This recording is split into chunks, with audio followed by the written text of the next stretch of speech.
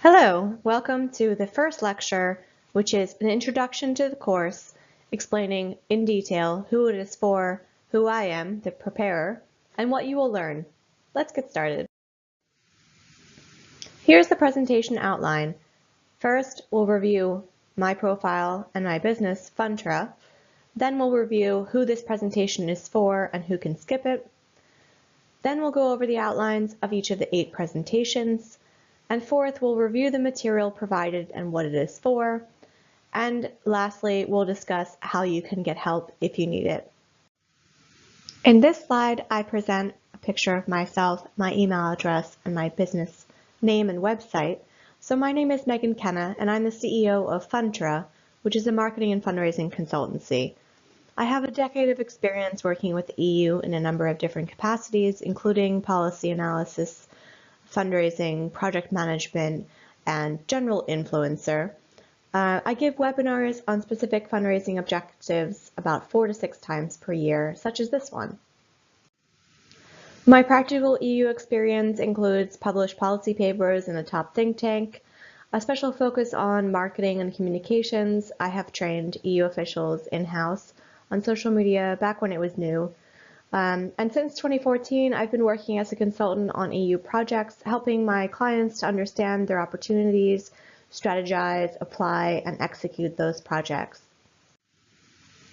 Here's a list of other clients I've worked with over the years, where I really got into a bit more detail, spending about 6 months on each contract, going into more of the marketing side after doing a bit of fundraising in the beginning.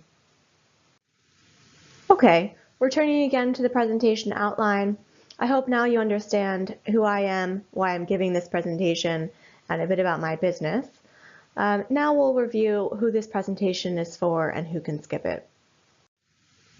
So this course is for people who want to understand EU institutions and basic funding programs. People planning to apply for EU funding, in particular the EU SME Instrument, and those who have a business or work for a business that's registered in the EU or in an EU associated country. Following up on that, this course is not for people who are outside the EU or associated countries, such as the US or Asia, further Asia, because simply it's not applicable to you.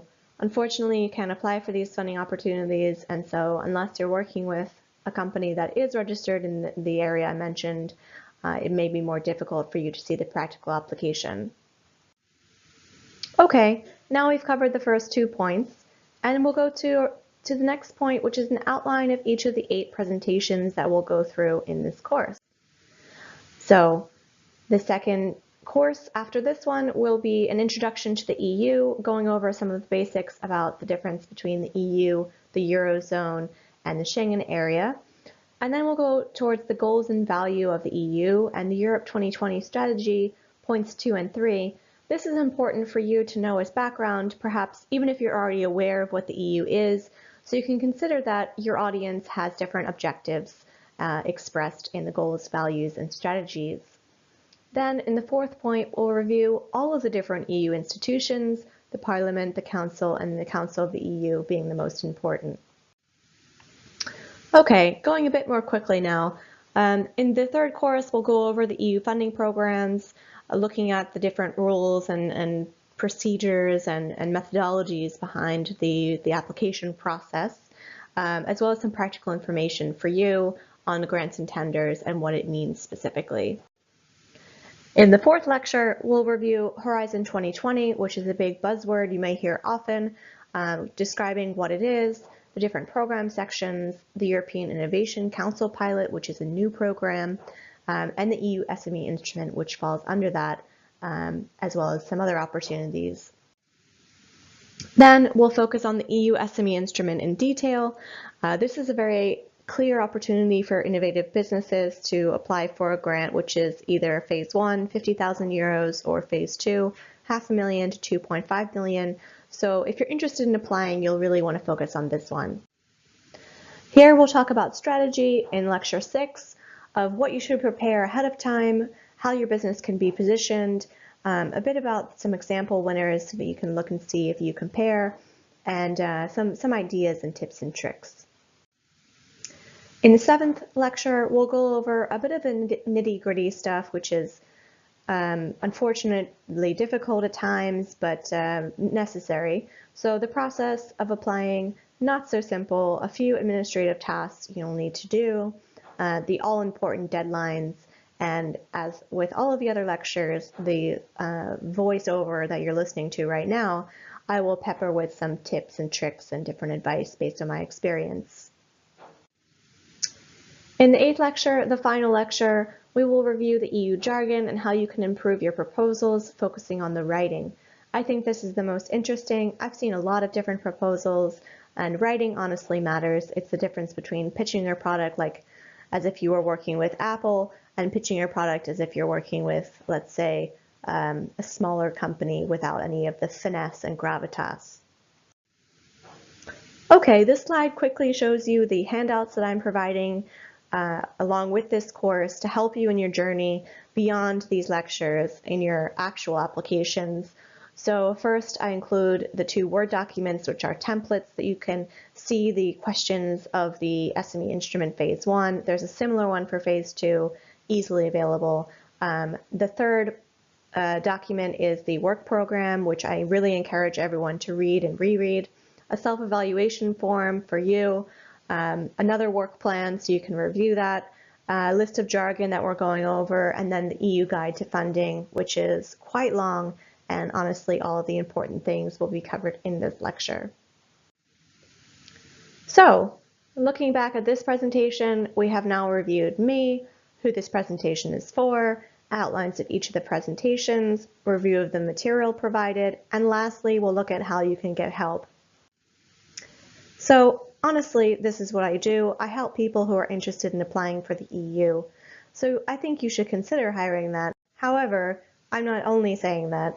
How you can get help, simply the first step is to be sure to take the time to read everything there is. That is very broad, but if you're looking through europa.eu domain names, you'll find exactly what you need to know. Never pay to access a work program or other EU information. Everything is freely available and very transparent. Second, after you've done a bit of background reading and research, you really don't want to start at the basics, but you want to go into more specifics of your business and your application. Perhaps you even have written a proposal. You can go to your national contact point, which is your local office in the member states, for guidance, advice, information. They can actually review your proposal, but I do caution that if you're going to do this, they may have a lot of deadlines and other work to do, so you really need to contact them as far in advance as possible to have that be worthwhile. And then third, as I said, more and more people today are hiring consultants to help them with EU funding. I'm estimating that about half of proposals that are successful, maybe even 70%, are through consultants. So it is somewhat worthwhile for you at times, because if you're hiring someone who knows even just how to upload the document, it will save you 20 to 30 minutes of figuring it out on your own, and improve your chances to succeed when it comes to the actual project design and proposal writing. So how I work with clients, typically first I have to take time to understand your business. Every business is unique. Different industry areas I work on are very varied. I've focused on anything from solar to SaaS to ed tech. Really, there are no limits. So first it takes time for me to understand that, and I need to do that by asking questions and reading through your materials. Then I come up with a strategy. I evaluate your funding options, looking at different funding opportunities and doing a bit more research in your particular industry area. And after coming up with a strategy, discussing with you about what you want to prioritize, I will help you to write and draft proposals, business plans, marketing materials, pitch decks, anything you need. Basically, once I have mastered the concept of your business and strategized a bit with my experience, I'm able to help you execute this strategy. That includes finding and coordinating with partners, which may help you to access funds, unlocking different larger pools of money because you have a partnership which has more experience. And then, of course, I help my clients manage their funded projects because I do want to help. That's just my attitude, my mentality. I'm not going to only assist you to find it and then leave you. I'm really going to work with you to make sure that you manage it properly and unlock the funding that was released along the way.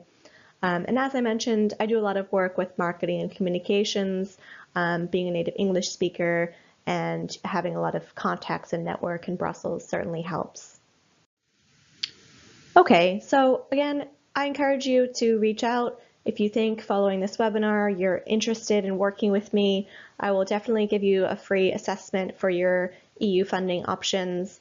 Not going into too much detail, but it really depends on the case. Sometimes I can give you a firm yes or no, worth it or not worth it.